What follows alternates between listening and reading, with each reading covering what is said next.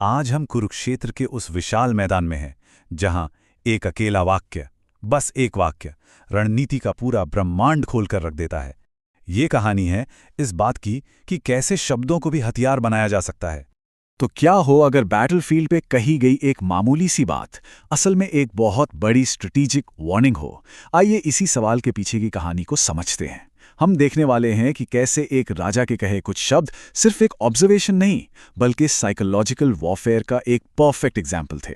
तो होता यह है कि महान डिप्लोमैट राजा दुर्योधन अपनी सेना के कमांडर द्रोणाचार्य के पास पहुंचते हैं और वो उनसे कुछ ऐसा कहते हैं जो सुनने में, मतलब पहली नजर में, बहुत ही सिंपल लगता है।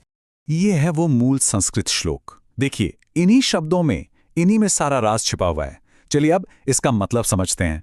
तो दुर्योधन अपने गुरु और सेनापति द्रोणाचार्य से बस इतना कह रहा है कि देखिए पांडवों की सेना को, और तारीफ कर रहा है कि कितनी एक्सपर्टली, कितनी कुशलता से उसे सजाया गया है।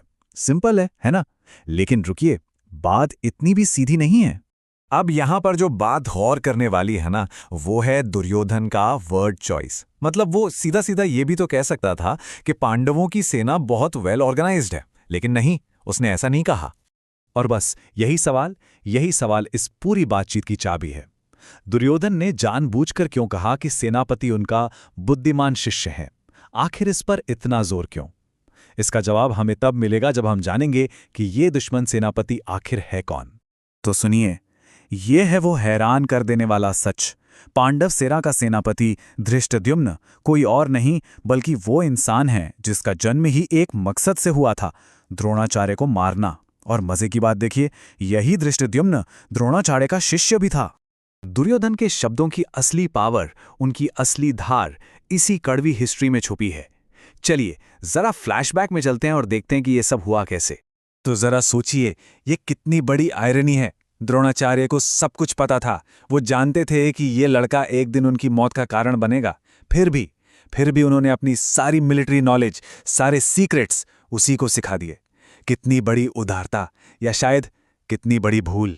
अच्छा, तो अब वापस आते हैं कुरुक्षेत्र के मैदान में। ये पूरी बैक स्टोरी जानने के बाद क्या अब दुर्योधन के शब्द उतने सीधे लगते हैं? नहीं ना। असल में वो एक साधारण बात नहीं कह रहा था। वो तो द्रोणाचार्य के पुराने जख्मों पर नमक छिड़क रहा था, उनकी सबसे बड़ी गलती की याद दिला रहा था। दुर्योधन असल में द्रोणाचार्य के इसी इनर कॉन्फ्लिक्ट को, इसी कश्मकश को टारगेट कर रहा था। देखिए, एक तरफ तो द्रोण का अपने पांडव शिष्यों के लिए, खासकर अर्जुन के लिए बहुत लगाव था, और दूसरी तरफ थी उनकी ड्यूटी कौरवों के लिए लड़ने की। और दुर्योधन को यही डर था कि कहीं गुरु का ये लगाव, ये स्नेह युद्ध में उनकी कमजोरी न बन जाए। तो असल में दुर्योधन के ये शब्द एक मल्टी लेयर्ड वार्निंग थे। वो इशारों इशारों में कह रहा था, गुरुदेव देखिए, आपकी ही सिखाई हुई विद्या आज आपके खिलाफ खड़ी है। आपने जो गलती पहले की थी उसे अब मत दोहराइएगा। इस जंग में कोई नरमी, कोई ढील नहीं चलेगी, वरना हम सब हार जाएंगे। और यही वो पल है जो हमें दिखाता है कि एक जीनियस डिप्लोमैट शब्दों का इस्तेमाल कैसे करता है। ये बिना सीधी लड़ाई के, बिना एक भी हथियार उठाए, एक बहुत पावरफुल मैसेज देने की कला है।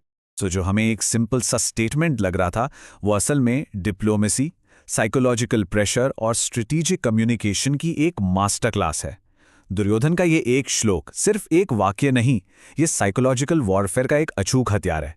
और ये हमें यही सिखाता है कि जंग सिर्फ मैदान पर तलवारों से नहीं, दिमाग और जुबान से भी लड़ी जाती है।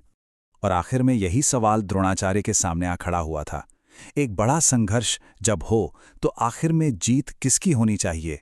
अतीत के लगाव की या फिर आज के कर्तव्य की?